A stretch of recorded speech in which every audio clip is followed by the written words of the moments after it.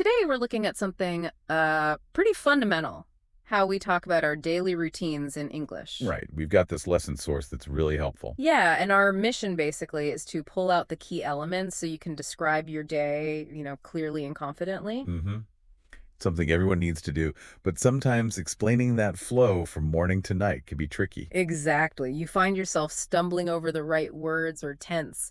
We're aiming to smooth that out today. Absolutely. And it's more than just listing tasks, isn't it? It's about showing the rhythm of your day. This lesson gives us some great building blocks for that. Okay, let's dive in. Yeah. So, the first big thing the lesson highlights is using the present simple tense. Seems basic, maybe. Well, yes and no. It is basic grammar, but it's absolutely essential for habits, for routines. It's the go-to tense. Right. You wake up every day, you eat breakfast, you go to work. These are regular things. Exactly. And that little rule the lesson mentions, I wake up versus, say, she goes, that S or EE's ending for the third person singular. Ah, yes. Crucial. Super crucial. It signals that regularity, that habit. A tiny change, big meaning. Definitely carries grammatical weight. Okay, so after the tense, the lesson breaks down vocabulary by time of day, which is, super practical. It is. Makes it easier to organize. Let's start with the morning. We see things like wake up, obviously, get out of bed, brush teeth, maybe take a shower, Get dressed, eat breakfast. and leave the house.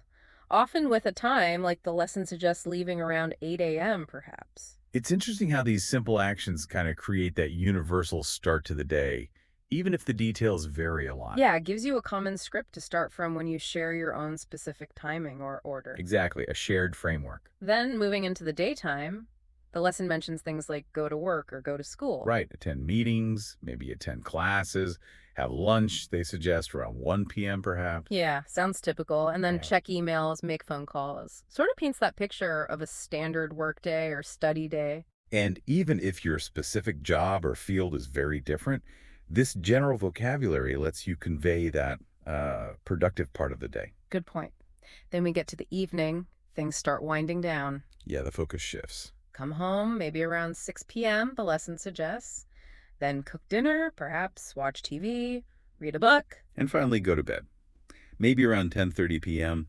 That transition from the more public or work-focused activities to personal time is pretty clear. It really is a common pattern. Now, to make all this precise, the lesson talks about time expressions. Ah, yes, like in the morning, at noon. In the evening, at night, seems obvious, but they add necessary context. Absolutely essential. They're like anchors. They place your actions in a time frame, making it much easier for someone listening to follow your day. Okay, and what if you're describing a sequence, like one thing after another? That's where sequence words come in. The lesson points out words like first, then. After that, and finally. Exactly. They're like the glue connecting the different parts of your routine description. They create that logical flow. It's quite effective how simple words like then or after that build a clear timeline, stops it from just being a list. Precisely. They guide the listener step by step. No confusion about what happened when. It helps you visualize the day unfolding. So the lesson pulls us all together in an example. Let me see. I wake up at 6:30 a.m., Okay. then I take a shower and get dressed. After that, I eat breakfast and leave the house at 8 a.m. See? Present simple, vocab, time, sequence word. Right, it continues. I work from 9 a.m. to 5 p.m. In the evening, I cook dinner, watch TV, and go to bed at 10:30 p.m. It's a neat little package. It shows how you weave all those elements, the tense, the vocabulary for different times, the time expressions, the sequence words into one coherent story of a day. And it really serves as a template. You can adapt, substitute your own times and activities. Definitely. Okay, so to wrap things up then, the key takeaways for talking about your daily routine in English seem to be use that present simple for habits. Gotta remember that mess for Heshite. Right. Learn those common phrases for morning, daytime, evening activities. Use time expressions like in the morning or at 8 a.m. to be specific. And you sequence words first, then after that, finally, to connect everything smoothly. Those are the building blocks. They really are. Mhm. And here's something interesting to think about, maybe a final thought for you listening. Okay. Consider how describing your routine, just putting it into words like this, can actually reveal quite a bit about maybe cultural norms or even just your personal priorities.